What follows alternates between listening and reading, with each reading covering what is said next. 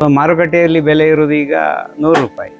ಅದರ ಬದಲು ನೀವು ಹಣ್ಣು ಕೊಟ್ಟರೆ ನಿಮಗೆ ಒಡೆಯುವ ಕೆಲಸ ಇಲ್ಲದೆ 130 ರೂಪಾಯಿ, 30 ರೂಪಾಯಿ ಎಕ್ಸ್ಟ್ರಾ ಸಿಕ್ಕಿದಾಗೆ ಆಗ್ತದೆ. ಈಗ ಕೊಕ್ಕೋ ಬೀಜ, ಹಸಿ ಬೀಜಕ್ಕೆ ಈಗ ಮಾರ್ಕೆಟ್ ರೇಟ್ ತುಂಬಾ ಡೌನ್ ಉಂಟು. ಆದ್ರೂ ಕೂಡ ಇವಾಗ ನೀವು ಕೃಷಿಕರಿಂದ ಉತ್ತಮವಾದ ಬೆಲೆಯನ್ನು ಕೊಟ್ಟು ನೀವು ಖರೀದಿ ಮಾಡ್ತಾ ಇದ್ದೀರಾ. ಹೇಗೆ ಅದರ ವರ್ಕೌಟ್ ಆಗ್ತಾ ಉಂಟು ನಿಮಗೆ ಅಂತ ನೋಡಿ. ನಮ್ಮ ಭಾಗದ ಕೊಕ್ಕೋವಿಗೆ ವಿಶಿಷ್ಟವಾದ ರುಚಿ ಮತ್ತು ವಿಶೇಷತೆ ಉಂಟು. ಅದನ್ನು ನಾವು ಸರಿ ಸಂಸ್ಕರಣೆ ಮಾಡಿಕೊಟ್ರೆ ಅದಕ್ಕೆ ವಿಶೇಷವಾದ ರೇಟ್ ಸಿಗ್ತಾ ಉಂಟು. ಹಾಗೆ ನಾವು ರೈತರಿಂದ ಇಡೀ ಹಣ್ಣು ತಕ್ಕೊಂಡು ಅದನ್ನು ನಮ್ಮದೇ ವಿಶೇಷ ರೀತಿಯಲ್ಲಿ ಫರ್ಮೆಂಟೇಷನ್ ಎಲ್ಲ ಮಾಡಿ ಬೇರೆ ಬೇರೆ ಚಾಕ್ಲೇಟ್ ಕಂಪನಿಗಳು ಕೊಡ್ತೇವೆ. ನಾವು ಯಾವಾಗ ಕ್ವಾಲಿಟಿ ಕೊಡ್ತೇವೆ ಅಷ್ಟಾಗುವ ನಮಗೆ ಬೇಕಾದ ಬೆಲೆಯನ್ನು ನಾವು ಪಡ್ಕೊಳ್ಳಿಕ್ಕೆ ಆಗ್ತದೆ.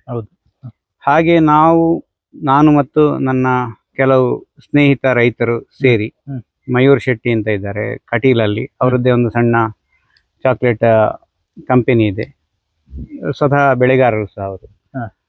ನಾವೇ ಕೆಲವು ಸಮಾನ ಮನಸ್ಕ ರೈತರು ಸೇರಿ ನಮ್ಮ ಈ ದಕ್ಷಿಣ ಕನ್ನಡದಲ್ಲಿ ಬೆಳೆಯುವ ಯಾವುದು ಕೊಕ್ಕೋ ಇದೆ ಅದರ ಗುಣಮಟ್ಟತೆಯನ್ನು ಜಾಸ್ತಿ ಮಾಡಿ ಅದಕ್ಕೆ ಆದ ವಿಶೇಷವಾದ ಒಂದು ಮಾನ್ಯತೆ ಸಿಗುವ ಪ್ರಯತ್ನ ಮಾಡ್ತಾ ಇದ್ದೇವೆ. ತುಳುನಾಡಿನ ಕೊಕ್ಕೋ ಅಂತ ಪ್ರಸಿದ್ಧಿ ಆಗಬೇಕು ಅಂತ ನಮ್ಮ ಒಂದು ಕನಸು. ಹಾಗಾಗಿ ಯಾವಾಗ ನಾವು ಉತ್ತಮ ಕ್ವಾಲಿಟಿಯನ್ನು ಕೊಡ್ತೇವೆ ಅಷ್ಟವ ತನ್ನಷ್ಟಕ್ಕೆ ನಮಗೆ ರೇಟ್ ಜಾಸ್ತಿ ಸಿಗ್ತದೆ. ಹಾಗೆ ನಾವು ರೈತರಿಂದ ಇಡೀ ಹಣ್ಣನ್ನು ತಗೊಳ್ತಾ ಇದ್ದೇವೆ. 30 ರೂಪಾಯಿವರೆಗೆ ಕೊಡ್ತೇವೆ ಪ್ರತಿ ಕೆಜಿಗೆ.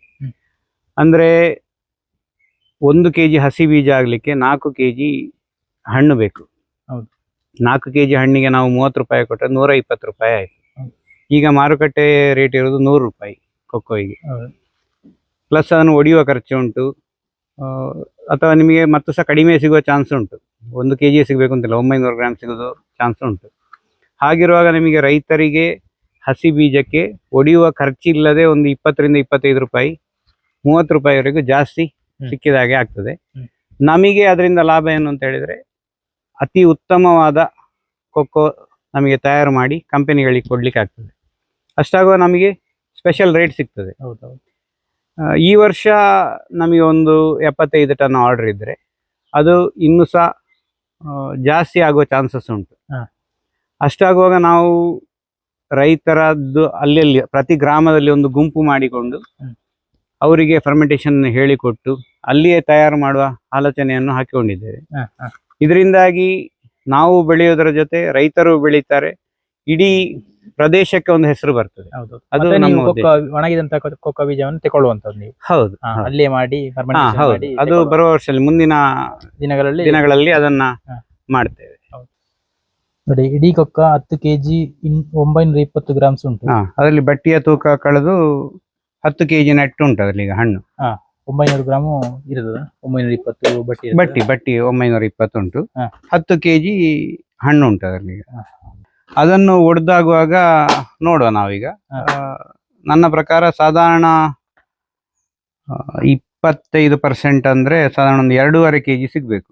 ಒಂದು 2 ಕೆಜಿ 300 ಗ್ರಾಮ್ಸ್ ಇಂದ 2 ಕೆಜಿ 500 ಗ್ರಾಮ್ಸ್ ತನಕ ಬೀಜ ಸಿಗ್ಬೇಕು ಅದರಲ್ಲಿ.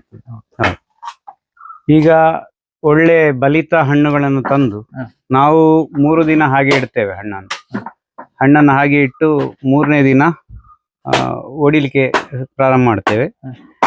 ಈಗ ನಮಗೆ ಸಾಧಾರಣ 10 ಕೆಜಿ ಇಡೀ ಹಣ್ಣಲ್ಲಿ ಒಂದು 2 ಕೆಜಿ 300 ಗ್ರಾಮ್ಸ್ ಇಂದ 2 ಕೆಜಿ 500 ಗ್ರಾಮ್ಸ್ ತನಕ ನಿಮಗೆ ಹಸಿ ಬೀಜ ಸಿಗ್ತದೆ. ಒಳ್ಳೆ ಕ್ವಾಲಿಟಿಯ ಹಸಿ ಬೀಜ ಸಿಗ್ತದೆ. ಅದನ್ನು ನಾವು ಒಡೆದು 3 ಗಂಟೆಯ ಒಳಗೆ ಫರ್ಮೆಂಟೇಷನ್ಗೆ ಹಾಕಬೇಕು. ಅಂದರೆ ತೋರಿಸೆ ನಾನು ಮುಂದೆ ಫರ್ಮೆಂಟೇಷನ್ ಮಾಡುವ ವಿಧಾನ ಇವತ್ತು ಇವರು ಮಾಡ್ತಾ ಇದ್ದಾರೆ. ಎಲ್ಲ ಹಣ್ಣನ್ನು ತಂದು ರಾಶಿ ಹಾಕಿ ಇಲ್ಲೇ ನಾವು ಕೃಷಿಕರ ತಂದು ಹಾಕಿರುವಂತದ್ದು, ಕೃಷಿಕರು ಕೊಟ್ಟಿರುವಂತದ್ದು ಇಲ್ಲಿ ಇವರು ತಗೊಳ್ತಾರೆ. ಬೇಕಾದ್ರೆ ಕೃಷಿಕರು ಕೊಡುವವರಿದ್ರೆ ಕೊಡ್ಬೋದು. ಇವರ ಕಾಂಟ್ಯಾಕ್ಟ್ ನಂಬರ್ ಬೇಕಾದ್ರೆ ಕೊಡ್ತೇನೆ. ಒಡೆದ ಹಣ್ಣನ್ನು 3 ಗಂಟೆಯ ಒಳಗೆ ನಾವು ಇಂಥ ಮರದ ಬಾಕ್ಸ್, ಅದರಲ್ಲಿ ತೂತಿರ್ತದೆ, ಅದರ ನೀರಿನ ಅಂಶ ಎಲ್ಲ ಹೋಗ್ಲಿಕ್ಕೆ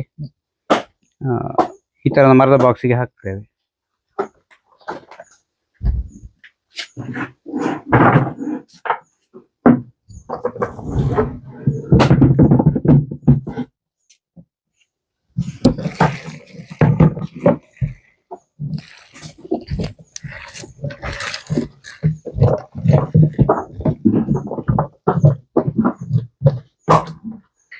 ಇದರಲ್ಲಿ ಯಾವುದೇ ಕೆಟ್ಟ ಬೀಜಗಳಾಗ್ಲಿ, ಇದು ತುಂಡಾದ ಬೀಜಗಳಾಗ್ಲಿ ಇಲ್ಲ. ಒಳ್ಳೆ ಕ್ವಾಲಿಟಿಯ ಒಳ್ಳೆ ಹಣ್ಣಾದ ಬೀಜಗಳು ಮಾತ್ರ ಇದೆ.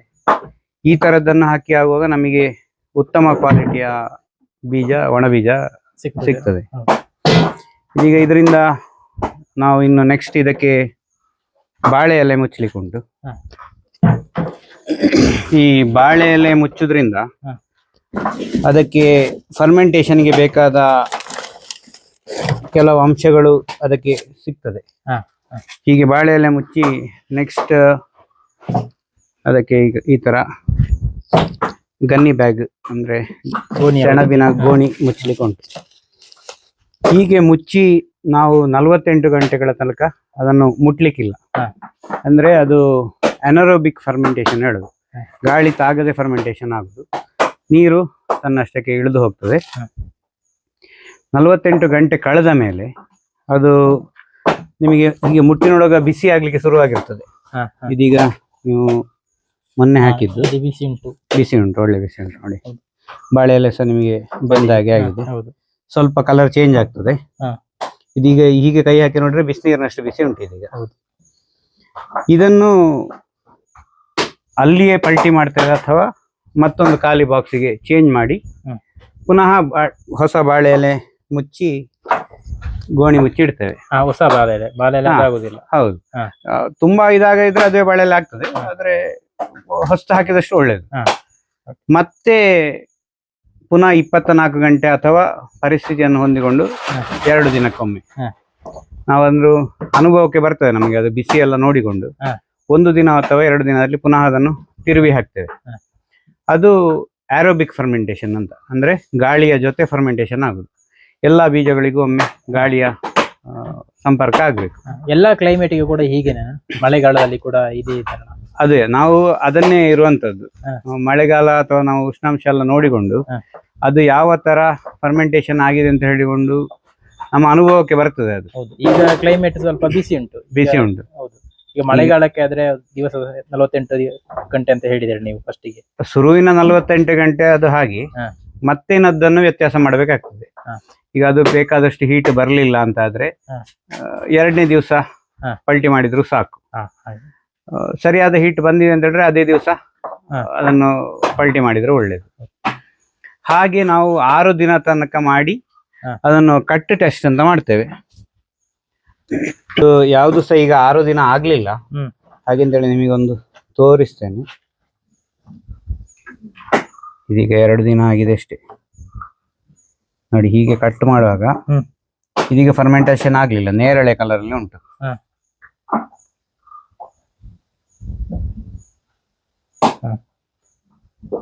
6ನೇ ದಿನ ನಾವು ಕಟ್ ಮಾಡಿ ನೋಡುವಾಗ ಇದು ಚಾಕ್ಲೇಟ್ ಬಣ್ಣಕ್ಕೆ ತಿರುಗಿರ್ಬೇಕು, ಅಲ್ಲ ಚಾಕ್ಲೇಟ್ ಕಲರೇ ಬರ್ತದೆ.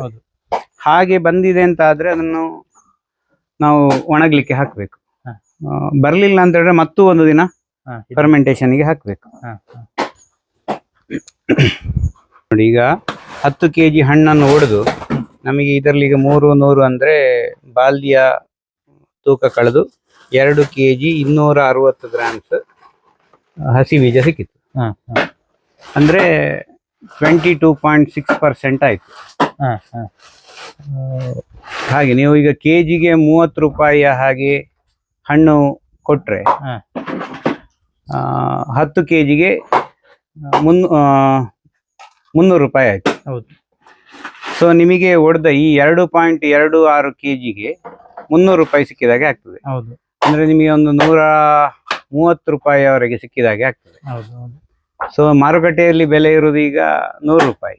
ಅದರ ಬದಲು ನೀವು ಹಣ್ಣು ಕೊಟ್ರೆ ನಿಮಗೆ ಒಡೆಯುವ ಕೆಲಸ ಇಲ್ಲದೆ 130 ರೂಪಾಯಿ, 30 ರೂಪಾಯಿ ಎಕ್ಸ್ಟ್ರಾ ಸಿಕ್ಕಿದಾಗೆ ಆಗ್ತದೆ.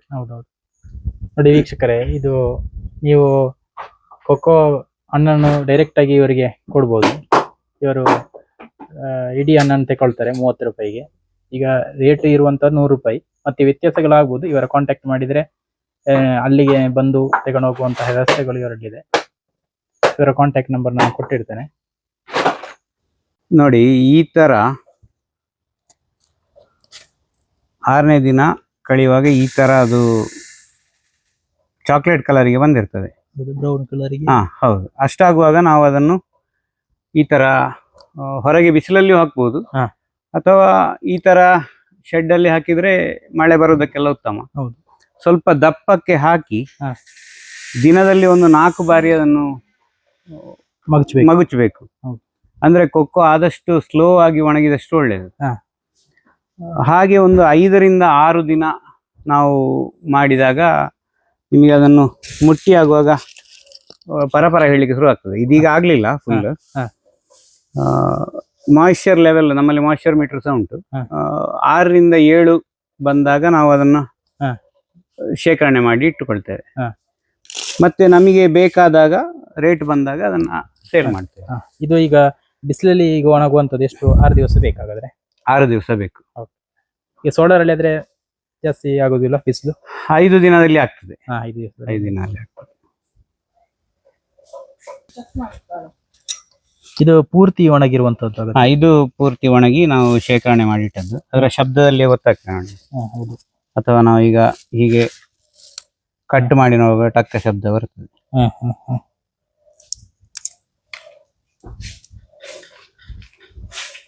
ಈಗ ಅದರಲ್ಲಿ ಸೆಕೆಂಡ್ ಕ್ವಾಲಿಟಿ ಎಲ್ಲ ಬರ್ತದಲ್ಲ, ಅದನ್ನು ಸೆಕೆಂಡ್ ಕ್ವಾಲಿಟಿಯನ್ನು ನಾವು ಬೇರೆ ಒಣಗಿಸ್ತೇವೆ. ಅದು ನಿಮಗೆ ಕೊಕ್ಕೋ ಬಟರ್ ಪೌಡರ್ ಮಾಡ್ಲಿಕ್ಕೆಲ್ಲ ಹೋಗ್ತದೆ. ಚಾಕ್ಲೇಟ್ ಮಾಡ್ಲಿಕ್ಕೆ ಹೋಗುದಿಲ್ಲ. ಚಾಕ್ಲೇಟ್ ಮಾಡ್ಲಿಕ್ಕೆ ಆಗುದಿಲ್ಲ.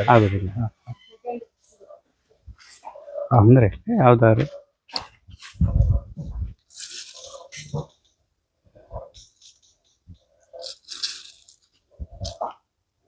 ಅದು ಸ್ವಲ್ಪ ಜಾಸ್ತಿ ಬ್ಲ್ಯಾಕ್ ಬರ್ತದಲ್ಲ? ಬ್ಲ್ಯಾಕ್ ಬರ್ತದೆ. ಅದು ಒಳಗೆ ಟೇಸ್ಟ್ ಸರಿ ಇರುದಿಲ್ಲ. ಬ್ಲ್ಯಾಕ್ ಅದು ಸಹ ಬರ್ತದೆ ಕೆಲವೊಮ್ಮೆ. ಹಾಗಂದ್ರೆ ಅದ್ರ ಟೇಸ್ಟ್ ಒಳ್ಳೇದಿರ್ತದೆ. ನಿಮ್ಮ ಕಾಂಟ್ಯಾಕ್ಟ್ ನಂಬರ್ ಕೊಟ್ರೆ ನೀವೇ ಬಂದು ತಕೊಂಡು ಹೋಗ್ತೀರಾ ನೀವು? ಹೌದು. ಈಗ ಒಂದು ನಾವು ಬರ್ತೇವೆ, ಅಥವಾ ಒಂದು ಕಾಮನ್ ಪ್ರದೇಶ, ಈಗ ಚೂರು ಚೂರು ಇರುವವರು ಒಂದು ಯಾರಾದ್ರೂ ಒಬ್ಬ ರೈತನ ಮನೆಯಲ್ಲಿ ತಂದಿಡ್ಬೋದು, ಅಥವಾ ಸಹಕಾರಿ ಸಂಸ್ಥೆಗಳು ಮುಂದೆ ಬಂದ್ರೆ ಅವರ ಜೊತೆ ಒಗ್ಗೂಡಿಸಿಕೊಳ್ಬಹುದು. ಅದನ್ನು ನಾವೀಗ ಯಾವ ಪ್ರದೇಶದಿಂದ ಎಷ್ಟು ಕಾಂಟ್ಯಾಕ್ಟ್ಸ್ ಬರ್ತದೆ ಅಂತ ನೋಡಿಕೊಂಡು ನಾವು ಲೈನ್ ಸೆಟ್ ಮಾಡ್ತಾ ಇದ್ದೇವೆ. ನೋಡಿ ವೀಕ್ಷಕರೇ, ಕೊಕ್ಕೋ ಕೃಷಿಕರು ಇವರನ್ನು ಕಾಂಟ್ಯಾಕ್ಟ್ ಮಾಡ್ಬೋದು. ನಿಮ್ಮ ಕೊಕ್ಕೋ ಇಡೀ ಕೊಕ್ಕೋ ತಗೊಳ್ತಾರೆ ಇವರು. ವಾರದಲ್ಲಿ ಇವರು ಕಾಂಟ್ಯಾಕ್ಟ್ ಮಾಡಿ ವಾರದಲ್ಲಿ 1 ಸಲ 2 ಸಲ ಬರುವಂತಹ ವ್ಯವಸ್ಥೆಗಳನ್ನು ಇವರು ಕಲ್ಪಿಸಿ ಕೊಡ್ತಾರೆ. ನಿಮಗೆ ಉತ್ತಮವಾದ ಒಂದು ಬೆಲೆಯನ್ನು ಕೂಡ ಕೊಡ್ತಾರೆ. ಇವರೊಟ್ಟಿಗೆ ಕಾಂಟ್ಯಾಕ್ಟ್ ಮಾಡಿ. ಈ ಕೊಕ್ಕೋದಿಂದ ಯಾವ ರೀತಿ ಕೊಕ್ಕೋ ಬೀಜವನ್ನು ತೆಗೆದು ಯಾವ ರೀತಿ ಸಂಸ್ಕರಣೆ ಮಾಡಿ ಒಣಗಿಸಿ ಯಾವ ರೀತಿ ಕೃಷಿಕರು ಈ ರೀತಿ ಕೂಡ ಒಂದು ಕೊಕ್ಕೋ ಬೀಜವನ್ನು ಒಣಗಿಸಿ ಮಾರುಕಟ್ಟೆಯ ವ್ಯವಸ್ಥೆಯನ್ನು ಮಾಡಿಕೊಡ್ಬೋದು ಅನ್ನೋ ಒಂದು ಮಾಹಿತಿಯನ್ನು ನಮಗೆ ಕೊಟ್ಟಿದ್ದೀವಿ ಸರ್. ನಿಮಗೆ ಧನ್ಯವಾದಗಳು. ಈ ಮಾಹಿತಿ ಇಷ್ಟ ಆಗಿದ್ರೆ ಶೇರ್ ಮಾಡಿ, ಲೈಕ್ ಮಾಡಿ, ಕಮೆಂಟ್ ಮಾಡಿ ಅಂತ ತಿಳಿಸ್ತಾ ಮುಂದಿನ ವಿಡಿಯೋದಲ್ಲಿ ಸಿಗೋಣ. ಜೈ ಶ್ರೀರಾಮ್.